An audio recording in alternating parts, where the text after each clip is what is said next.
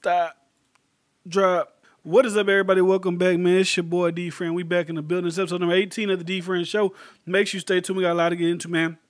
The 6ix9ine video I did blew up, so I'm going to discuss some of the interaction I had with people debating real street, some dudes that say they was real street dudes, some dudes that ain't street dudes, and debating them on what they believe is the real code for the whole 6ix9ine situation. We got Floyd and T.I., we got Jussie Smollett attack, might be fake, who knows, and another Joe Rogan backlash. It hasn't been a good start to the year for Joe. Not like Joe Rogan, but we're going to get into it. So before we get anything, let's get to the intro.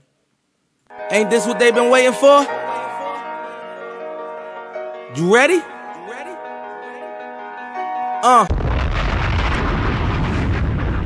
All right, man, so we back in the building. It's your boy, DiFran. I don't know how I always say I'm not going to do that, but then I end up doing it again. But it doesn't matter. So it's been a wild yesterday, really, because the video of 6ix9ine, me doing the, like, new details of 6ix9ine's case coming out blew up, man. It got to, right now, it's currently sitting at like 12,000 views, and that's doing great. So shout out to all the new subscribers who are here on the channel.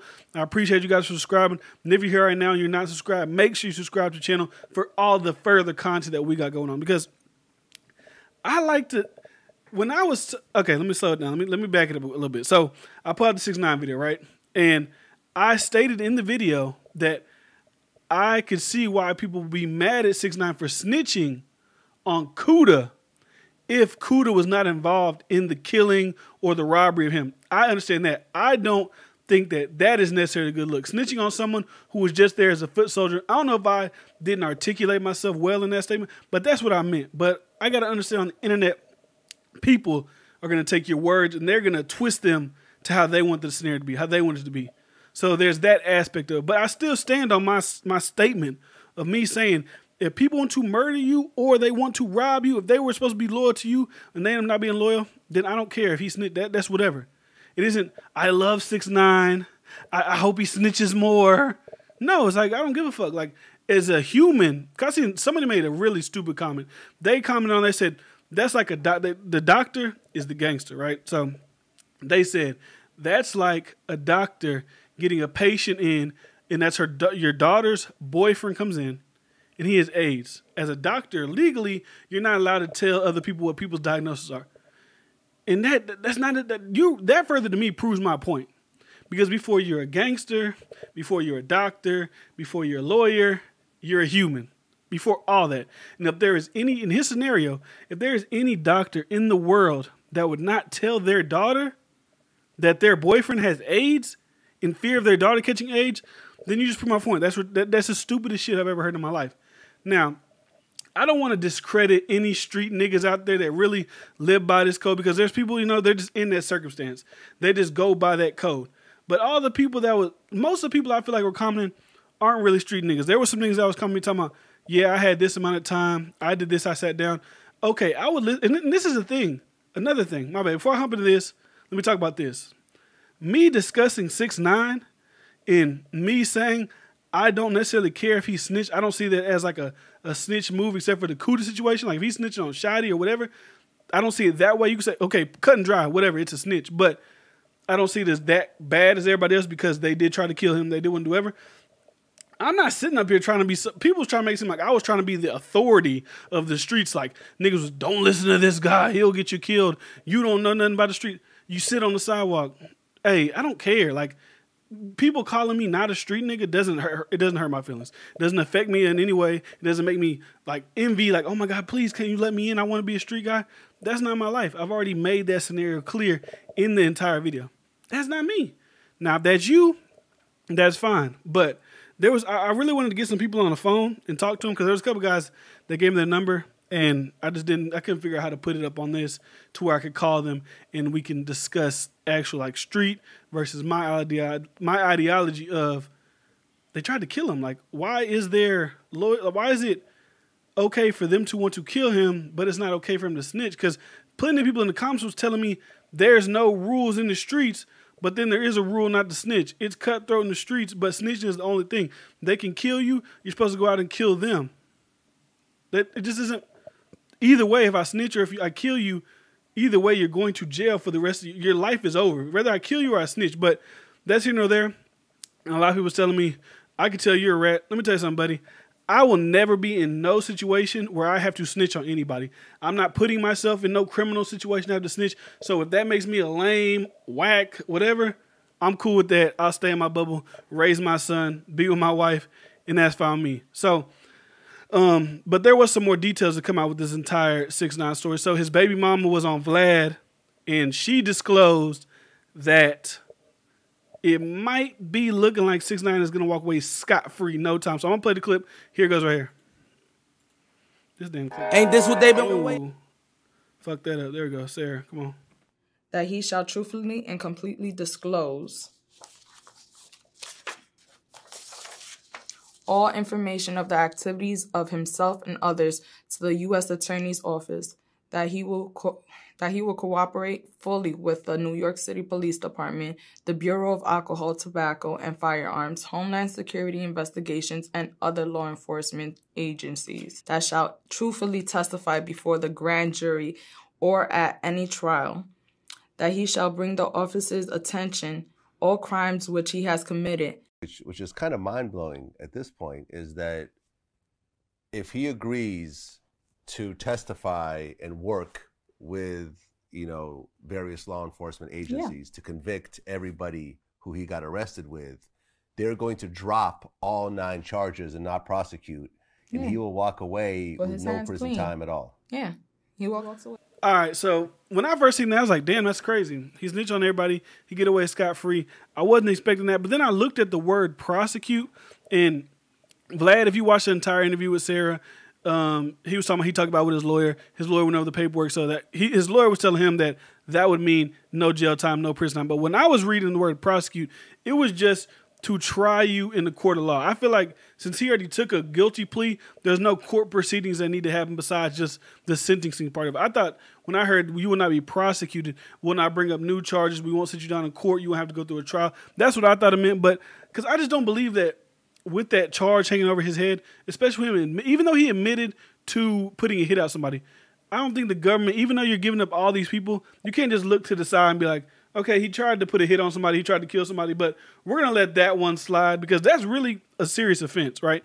That's some serious shit that he has on the table. So this whole Vlad thing, I really do not think that 6ix9ine is going to away scot-free. I feel like that's a good way to word it because a lot of people don't know words of the law. They really don't know what's going on. They're not going to research what certain words mean. And then you got Sarah reading it. She doesn't know what the fuck she's talking about. She's just 6ix9ine's baby mama. And her being on, like, I don't understand that, right? And I know I was the guy who's just up here saying, fuck it. 6ix9ine, I'm about to say Snitch9. 6ix9ine, fuck them. They fucked over 6ix9ine. He snitched on them. There's no loyalty there. He did shit to his baby mama, allegedly beat her up, cheated on her, did her dirty, kicked her out of the house. So she has no loyalty to him. But I don't know. I just can't imagine my baby mama, my future wife, going out once I go down and get bad and then doing interviews, trying to be seen out in the public. Look at me, see my face. And now she's getting paid for the interviews. You got to do what you got to do. You want money? You want to get on? You got to do what you got to do. Go get that money. But for a person who was like on Instagram Live crying about what he's done is put me and my family in danger, my daughter in danger, but I'm also going to put my face in front of every camera that'll give me the time of day. I'm going to go on TMZ, one of the biggest platforms. I'm going to go on Vlad, who has damn near 3 million subscribers, so that's a huge platform. You're going to continue to go to these places to try to get a look just to come up off of the name. There's nothing wrong with that. Everybody comes up off of somebody. Some people get their name off their partner. Some people get their name off themselves. Some people get their name up by accident. Who the fuck knows? Like the net guy. So that's how she chooses to get her name up off the ground. That's just how she chooses to do it. So just all in all with this whole 6ix9ine situation, after today, unless there's more details come out about it, I'm done with it. I like when people comment shit, like people in the comments with the last one, you're a snitch, you a fat ass. All that doesn't, calling me fat and calling me a snitch doesn't hurt my feelings, like I said. Now, I do like when people comment because I just want to have a discussion. Like once niggas get a piece and then I get my piece by asking them a question, why do they believe that this is okay and this isn't? And they don't really have an answer for me. They just want to come back real like aggressive. Like one guy said, oh, fuck you, clown. I hop out on the street on niggas like, it's like, okay, my nigga, you clearly don't really have nothing to say else about the situation. You just want to be super aggressive. And like I said, there might have been some real street niggas that was commenting to me, but I don't feel like a lot of real street niggas that I would have to actually fear for my life from are on the YouTube comments commenting back and forth to me all day long, especially commenting multiple times. Like one comment, this video sucks. 5 minutes later, I hate this fucking guy. Because obviously you continue to watch my video. So I can't really take shit like that seriously.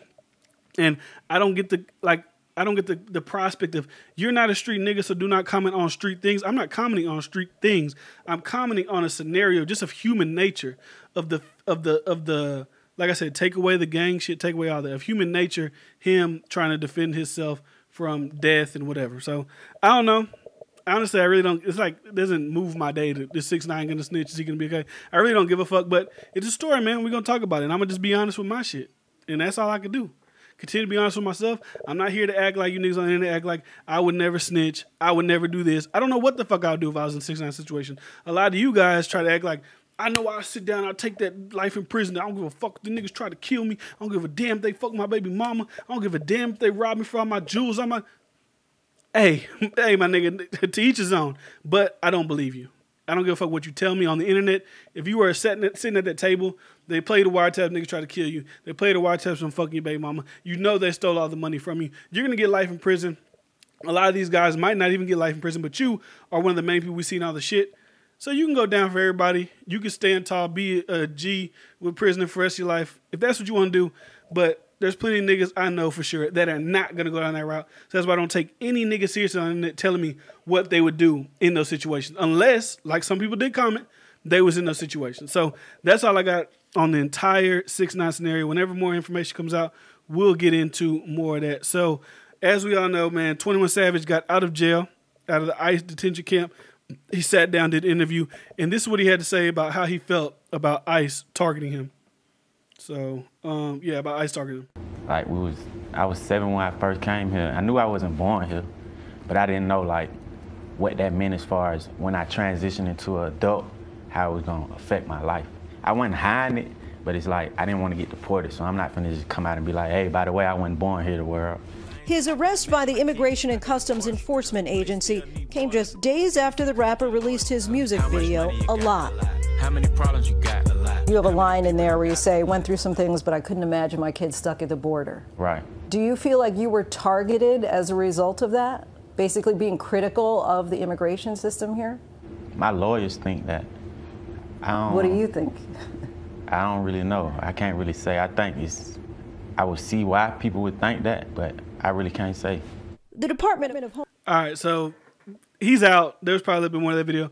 But, of course, 21 Savage ain't going to say, yeah, because I did that on that late night show, these niggas are out to get me.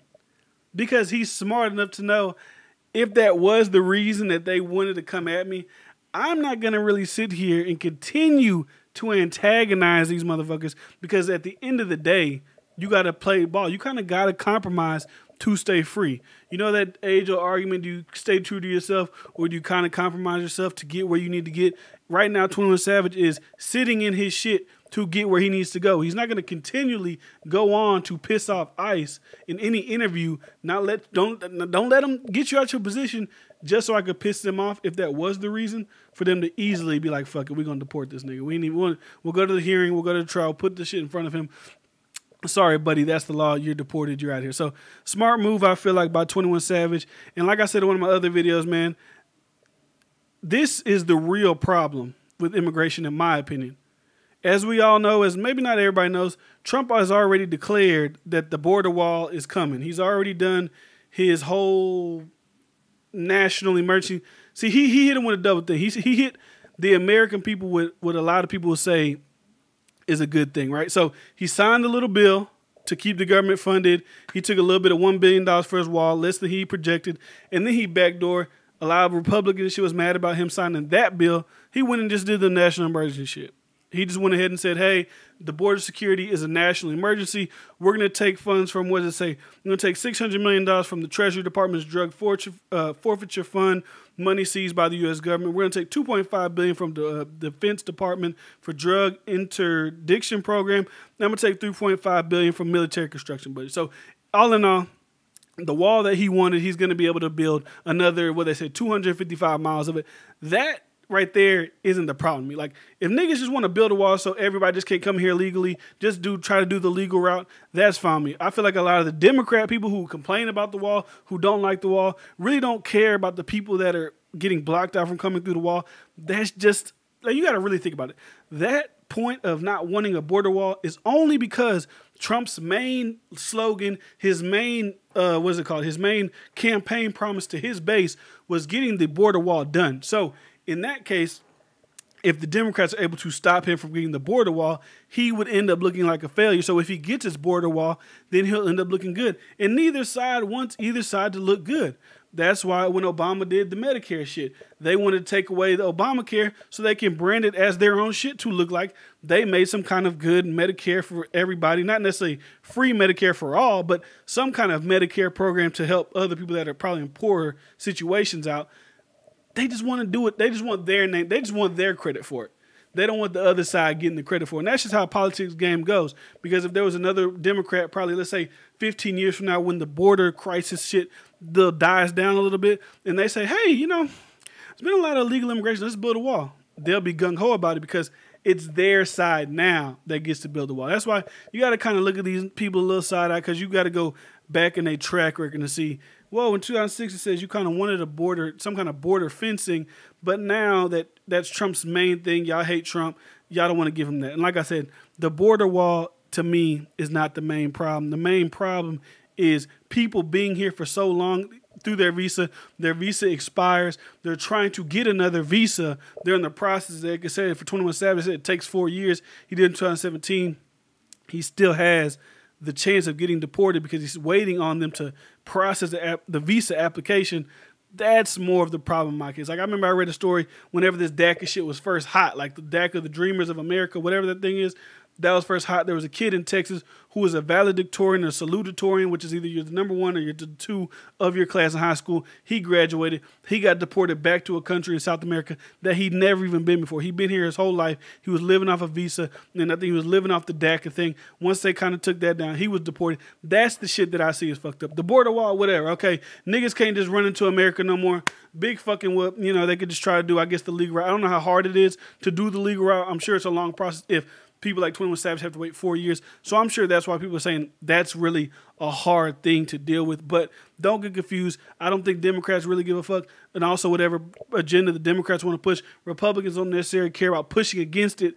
All it is, all in all, is just we want to be the ones to say that we did it, especially on like big major things like the wall or Medicare, shit like that. Like maybe morals and value things, those more they have close to their chest as far as like abortion or whatever like that. But big projects like Medicare, big projects like the wall, those are more, we want the credit. We don't want the other people to get their credit, or we just don't want the other person to get their way because it'll make them look good to a lot of people in America. So that's all I got with the whole 21 border security, all that good shit, because Trump, he's getting his wall, man. At the end of the day, you can't really do shit about it. He gonna get the wall. So the next thing that I want to talk about, man, is I love this nigga Joe Rogan, right? I listen to Joe Rogan, which led me to listen to Joey Diaz. I'm going to watch Joey Diaz in Houston. When is he coming to Houston in March? Like, he has a lot of good interviews. He sits down with a lot of people. He gets people that are just from every walk of life. That's some interesting shit. I said eventually that's how I would love to do my podcast, just to interview people, because I'm really curious. That's why I wanted to get some street dudes on the podcast, just because I'm curious the train of thought in different ways this shit goes. So that's what I got with that. But lately this year, that nigga Joe Rogan done been through a lot of shit, whether it be Alex Jones, whether it be Jack Dorsey coming on, whether, now he's a liberal plant, he's whatever people want to call it. Last year was, he's right wing. Now he's too liberal. He's too paid by George Soros. It's just a lot of videos on YouTube coming out crazy about him. And now this is just the latest in the saga of Joe Rogan's bad 2019, depending on how you look at it. He probably don't give a fuck, but as far as, social media, they'll look at it as, oh, damn, he's having a pretty bad year. So they put out this video. Really, Alex Jones put out this video. And I also can't take it to account, take this as credible. Like, what he says is true. Whatever he said is what he said because it's on a podcast, it's recorded.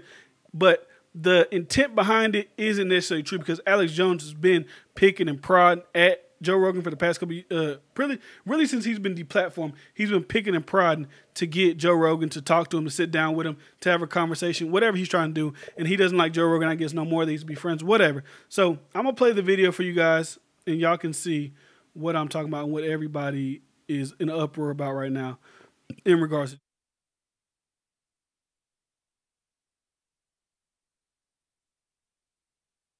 Planet of the Apes, man. We're going to go see Planet of the Apes. So I look on the iPhone app, and it says, okay, take me to this one. And the guy goes, okay. I go, is that in a good neighborhood? He's like, oh, yeah. Guy barely speaks English. He takes us there. We get out, and we're giggling. Oh, we're going to go see Planet of the Apes. We walk into Planet of the Apes. We walked into Africa, dude. We walked in the door, and there was no white people. There was no white people. Joe Rogan just said black people are apes. You're crazy, nigga, man. So, but that came out. Now Joe Rogan is being looked at as a racist once again. I forgot what racist shit they tried to pin on him a while back because I made a video about that too. But an Ebro comment on, Ebro is the guy that, I don't know, he's like the social, I don't want to say social justice warrior in hip hop right now. Like he's on target with all the shit going on. Oh, look at this guy over here. This guy's a piece of shit. Look, these guys aren't boycotting Colin Kaepernick. He's that guy right now in hip hop. You know what I'm saying? I'm trying to show that I'm such a great person. I'm very virtuous. All that type of shit. That's what Ebro does. So he commented about it. He said, hey, what do y'all think about this Joe Rogan shit? Do you think he's going to apologize? Whatever. I'm going to tell you how I feel about this scenario right here. People make jokes, right? Everybody, I don't know, there are people in the world who do not make jokes about race, don't make jokes about religion, don't make jokes about sexual orientation, none of that shit. But I don't necessarily see people making jokes about race, sexual orientation, religion as a bad thing. Like, he's a comedian. He tried to, even if it's a bad joke, I don't take to heart what comedians do try and joke. You could tell when somebody is trying to be racist, like, to me, it's all about the intent of what you're saying. We say, like, if I go into a place and it's nothing but Asian people, you're like, what the fuck did I just walk to? Did I just walk to Hong Kong? You walk to a place with a bunch of Mexican people. You say, where am I at? Mexico. The Planet of the Apes. Like, I don't know. There's whatever words there is for Asian people that would be compared to apes, like Chinktown, whatever. People say it. It's like, who gives a fuck? We live in this society. I always talk about this. It seems like every episode I got to harp on. We have to focus on shit that actually matters. This 10-year, 7-year, 8-year clip from Joe Rogan shouldn't even matter today. It doesn't make him a racist. It doesn't mean, even if he was back then, even if it was a racist remark, it depends on where you move forward in life. There are plenty of people back in the day that was racist, that learned the error of their ways, learned that being racist was bad, and they're not racist. And I'm not saying that this is, in this case, this is Joe Rogan. He was a racist. Now he's not a racist. But this is what I'm just saying. Like, we as people got to learn what truly fucking matters. Like, trying to blast Joe Rogan to make ourselves look better. Like, what is the point of this, right? I get Alex Jones's move for doing this because he's in a battle with him. He's in a battle of how can I make you look worse than me? Because everybody already thinks I look really bad. They bring up the Sandy Hook shit. I said the Sandy Hook's massacre was fake. It was a prop with crisis actors, and I'm getting sued for it. Everybody's come at me. I got deplatformed, even though I got deplatformed years after I made that statement. Regardless, that's all that is. It's just a play to make yourself look better and tear Joe Rogan down to make him look bad. And there's a lot of people that are sheep that just latch on to anything that anybody says about a person and they'll run with it. They'll tear him down too, because all social media is, I know people like to make it seem like, oh, it's just the left side, that's the mob. It's everybody. Everybody is a fucking sheep. Everybody can't wait to tear down the next person because in turn, it makes them feel better. It's kind of like these girls who you see on Valentine's Day whenever another girl posts a picture, she got roses or she got chocolates or her man surprised her somewhere.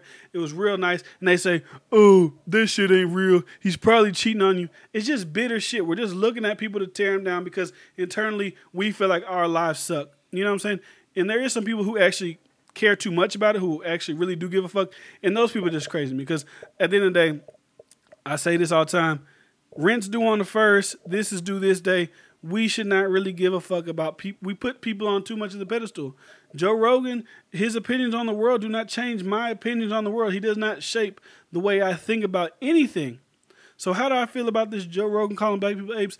I take it as he's a comedian. He's trying to do funny. I've heard plenty of comedians say worse shit. Like, I just don't like like, we can't be too sensitive when we get joked on, because we joke on everybody. We joke on gays, we joke on transgenders, we joke on whites, we joke on Mexicans, we joke on Asians. Like, everybody should be able to take a joke. I don't really think he's like, oh my God, all these fucking apes are in here, these fucking monkey niggers. Like, no, that's not what he's doing. So, like I said, instead of being in a race to act like you're the best person, because all these people who are in a race to act like they're so good and show, hey, look at me, I don't like that guy because he's racist, they're such bad people. Internally, that little social justice train will turn its guns at you, and eventually people will find shit on you, and then you will be the victim of backlash, regardless if it's warranted or not. They'll turn it on you, and then you'll be in the line of fire talking about, but hold on, I didn't mean it like that. I was just joking, or it was just this, it was just that.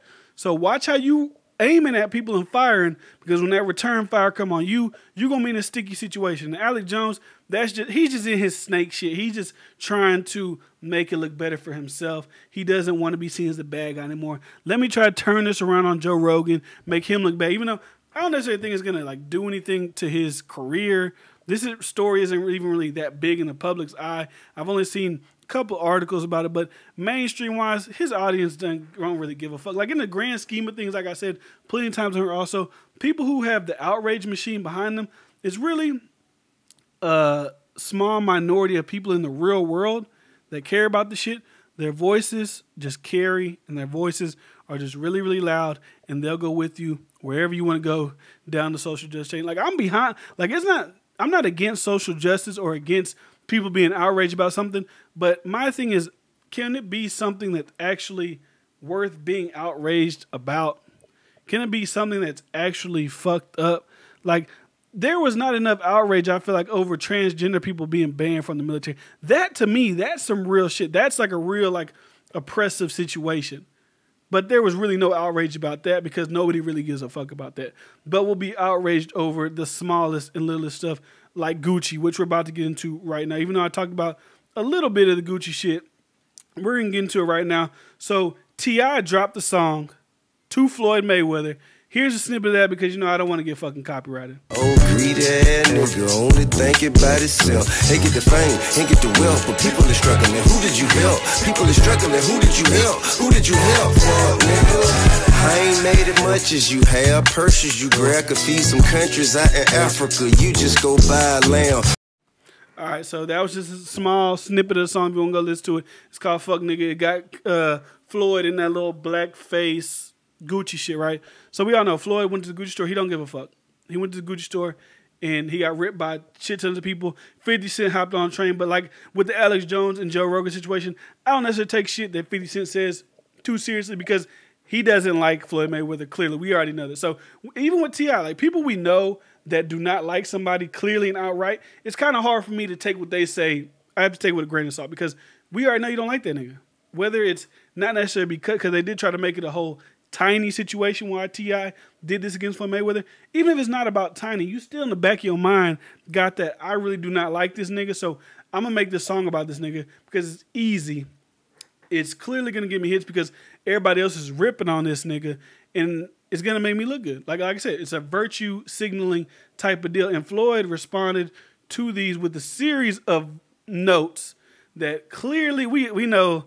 I know what the joke is, but this joke is real. Floyd did not write these fucking notes. He got somebody to write them down for him. It's very well thought out too, and it makes a lot of sense when you read them. So I'm about to read a couple of those notes to you right now. So let me pull them up on the screen as you can see right now. So it says, in light of the most recent boycott and digital outrage, I wanted to take the time to address a couple of issues that I myself have had trouble wrapping my mind around. For instance, why would we as a people agree to temporary boycott of Gucci for merely 3 months if what was done to us was so much strife? Why wouldn't we agree to permanent boycott of Gucci, as well as all other merchandise that fall under the Keurig ownership, such as YSL, Balenciaga, Alexander McQueen, and more? I'll tell you why. It's because in this day, celebrities, failing artists pick and choose the hottest trending topic as a means of seeking attention and using fake advocacy as their platform when their talent no longer benefits them. These are clear shots at T.I. Like, clearly, he's talking about T.I. in this situation. Even 50 Cent, I guess, because as far as music goes, 50 Cent isn't the hottest nigga out here as far as music. So it's common knowledge that these luxury brands aren't being purchased on a large scale by the black communities that you portray you're advocating for. Yet you use the emotions of our people that are already suffering with countless issues within their own home front that you conveniently pay no regard or respect to. The same celebrities stirring the pot over brands that they, without a doubt, will continually buy are the same artists that are inject rap lyrics filled with drugs, murder, and sexual promiscuity into the very black communities you're pretending to care about. There's another one right here. It says, the same celebrities are proud deadbeat fathers. That's a shot at 50 Cent. Unfaithful husbands. That's a shot at T.I. Using their platforms to rally the troops against luxury brands, yet have been prime contributors of influencing the destruction of our people by way of their musical content and imagery. Should we boycott their music and record labels as well? Or do we learn to communicate and bring solutions to the problem we're facing as a whole? As a retired, wealthy, and successful man that's promoted a drug and alcohol-free lifestyle, you know, you had the little abuse thing, but I see what you're trying to do here. Yes, I am a connoisseur of fine quality and top-of-the-line brands. However, unlike many of these new money celebs, I never forget where I came from.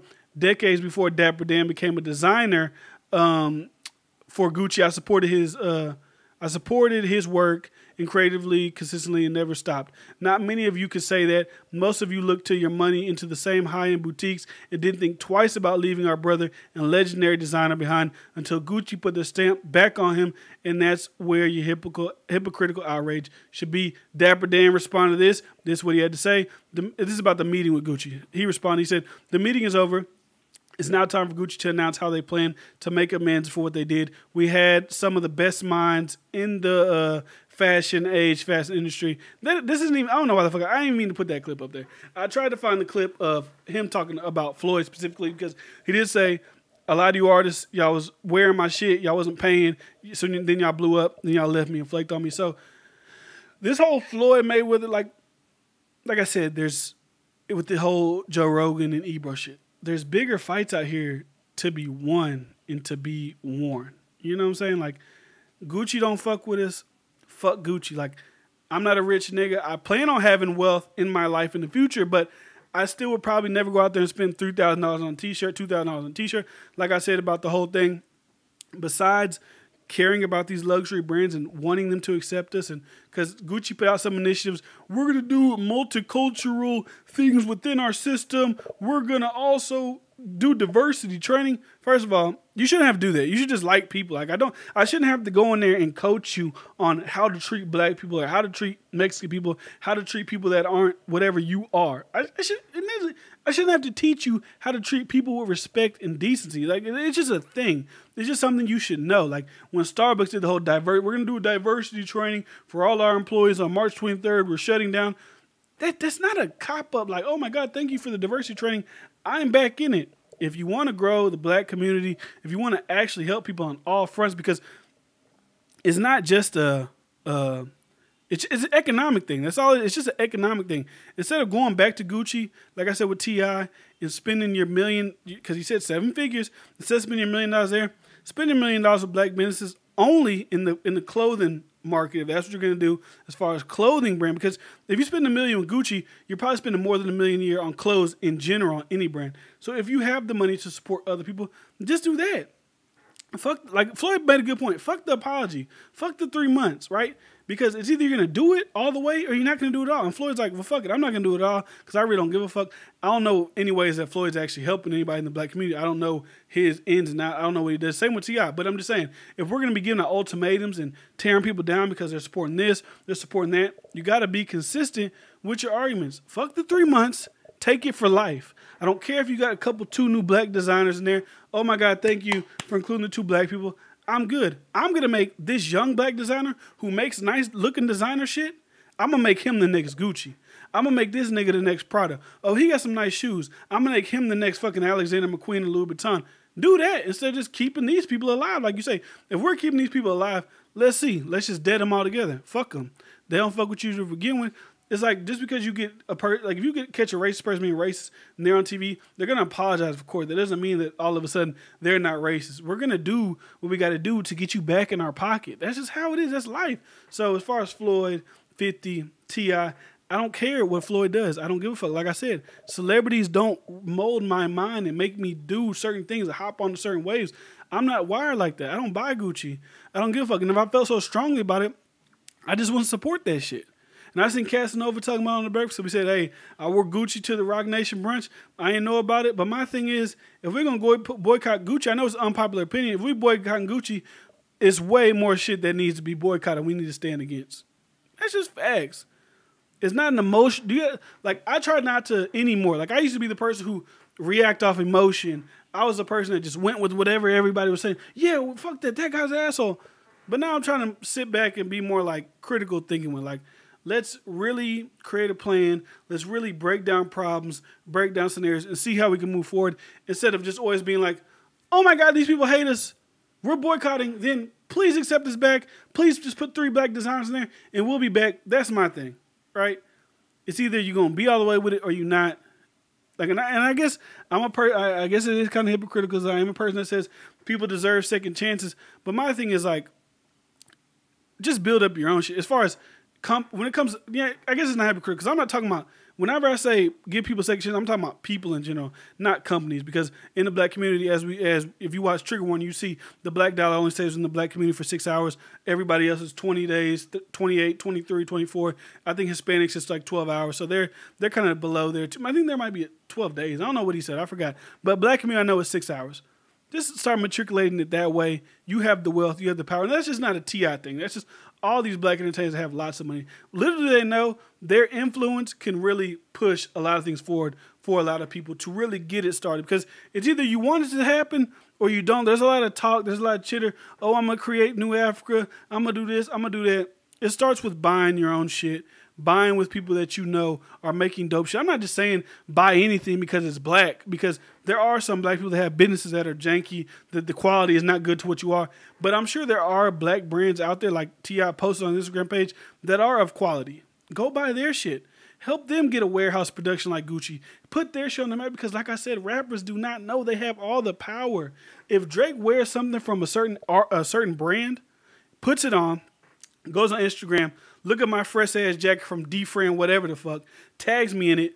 You know how many people are going to rush over there and order shit from me just because Drake did it? That's what I'm saying. Like, there's solutions and then there's just talking. I'd rather see way more solutions than just asking people to please include us in your shit.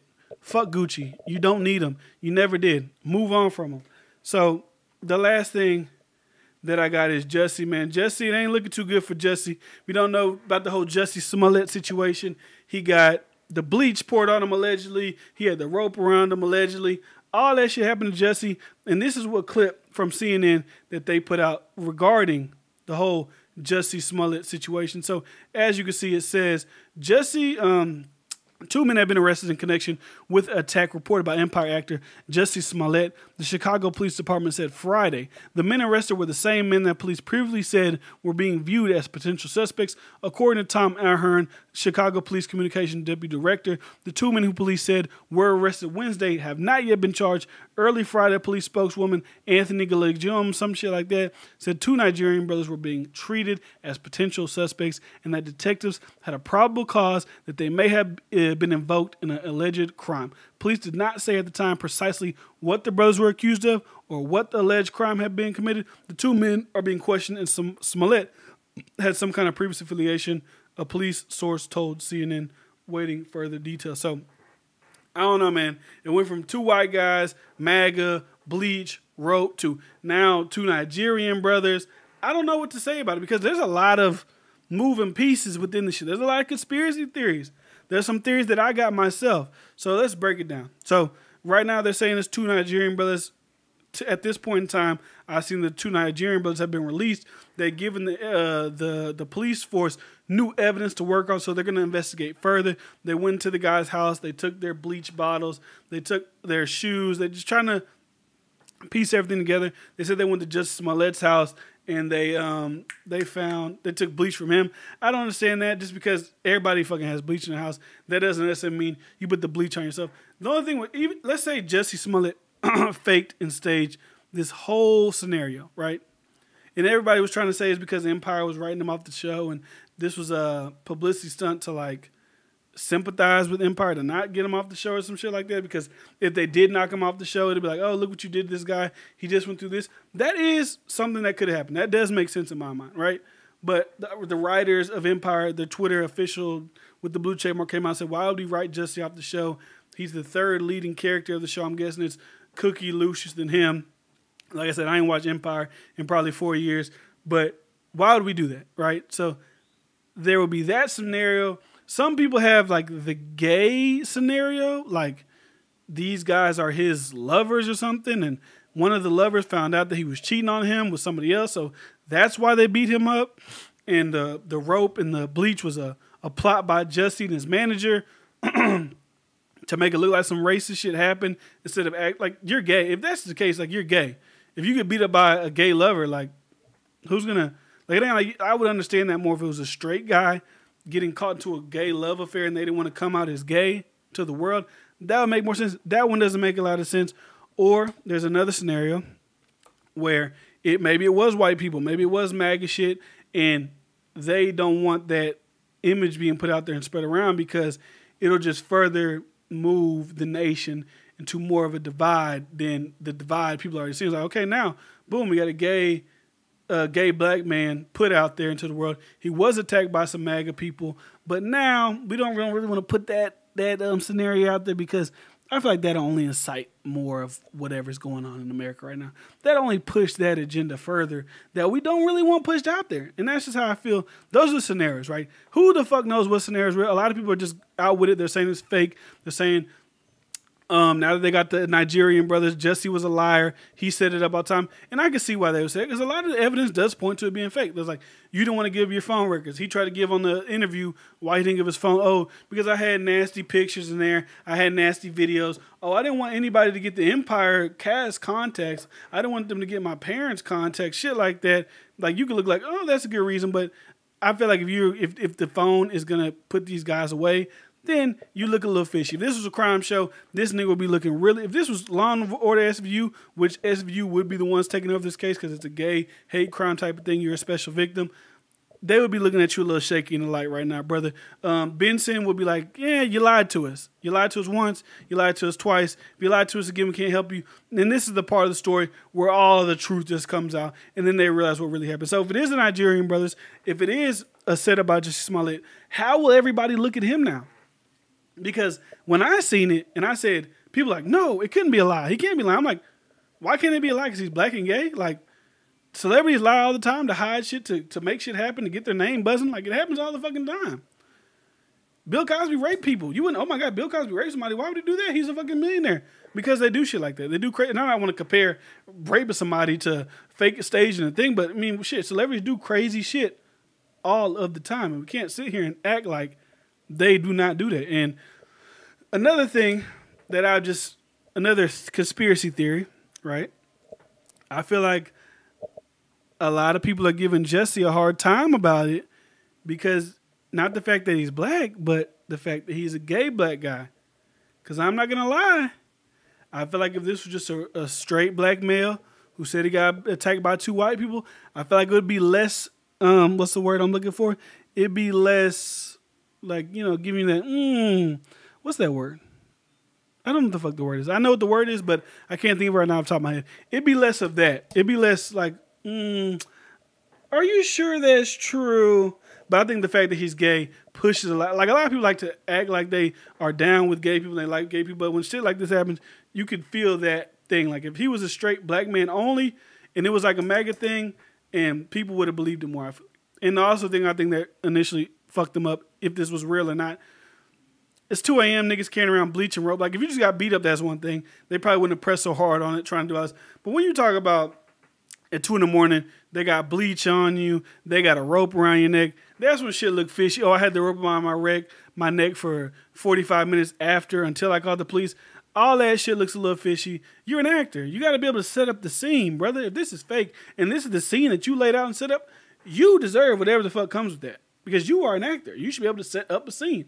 You should have been able to find a camera that works in the fucking city, get beat up, showed that they had the damn noose and the damn bleach. Make sure they're covered head to toe. Make sure they couldn't be followed him if those are your associates. You guys got to do a better job of trying to get some kind of media, whatever the fuck you're trying to get out of these guys and out of the situation. But that's all I got. I hope you guys enjoyed the show, man. Make sure you come back live. We are growing, man. I gained like 200 subscribers from that one video. So I appreciate everybody that's watching. I appreciate everybody's listening. As you can see at the bottom of the screen right here, where's that? Boom, right here. Listen on iTunes. You can listen on Spotify. You can listen on SoundCloud. All the shows are there. Backlog. Go over there and check them out if you do not have time to watch every single video that I put out. They'll be over there after the streams or after I upload the videos. Sometimes I'll stream. Sometimes just upload the video. You never know. But that's all I got, man. Hope you guys enjoyed episode number 18 of the DiFran Show. Make sure you subscribe. Make sure you turn on the post notifications so you know every time that I post. Go follow me on Twitter at DiFran Senior. I'll see you guys next time with more videos, more content, more shit to talk down. Trying to break down the bullshit going on in the world. We'll be back with that, man. It's your boy DiFran. Peace.